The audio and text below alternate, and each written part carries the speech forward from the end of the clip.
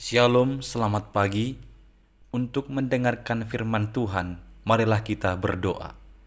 Kasih karunia dan damai sejahtera dari Allah Bapa kita dan dari anaknya Tuhan Yesus Kristus kiranya menyertaimu sekalian.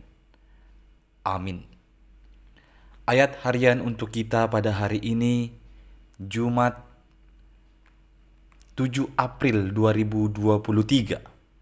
Sekaligus ini adalah hari Jumat Agung atau peringatan hari kematian Tuhan Yesus. Firman Tuhan akan kita dengarkan dari surat Ibrani pasal 5, khususnya di ayat yang ke-9 dan ayat yang ke-10. Dan sesudah ia mencapai kesempurnaannya, ia menjadi pokok keselamatan yang abadi bagi semua orang yang taat kepadanya. Dan ia dipanggil menjadi imam besar oleh Allah menurut peraturan Melkisedek. Saudara-saudari yang dikasihi oleh Tuhan Yesus Kristus, apa yang membuat kita merasa yakin dan harus memilih Yesus sebagai Tuhan dan Juru Selamat kita? Apa yang mendasari kita memilih Dia sebagai pokok keselamatan kita? Kita tahu bahwa Yesus yang mati di kayu salib itu, ia taat sampai akhir kepada apa yang diperintahkan Allah kepadanya.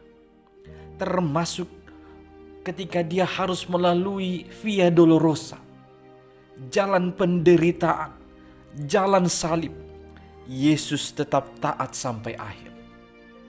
Kita tahu ketika Yesus berdoa di Taman Getsemani, dia meminta supaya Tuhan melalukan cawan itu dari hadapannya.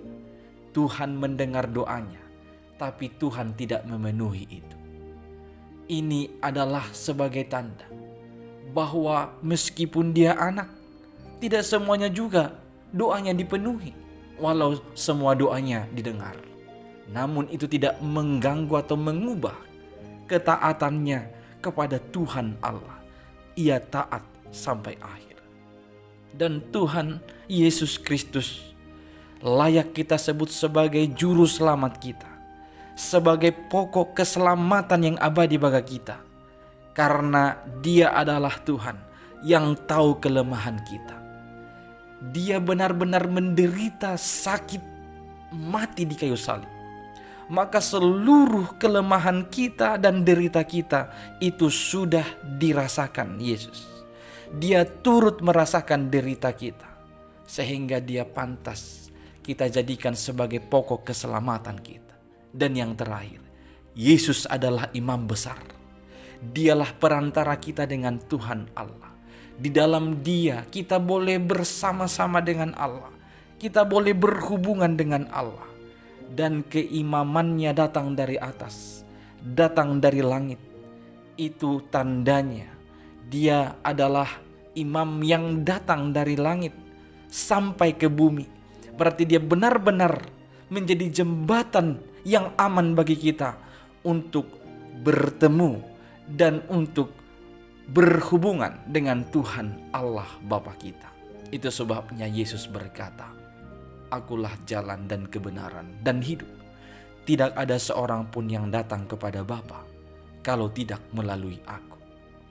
Inilah alasan yang bisa kita pegang teguh supaya kita menjadikan Yesus sebagai pokok keselamatan kita. Dan benar Dialah pokok keselamatan yang abadi bagi orang-orang yang taat kepadanya. Amin. Kita berdoa.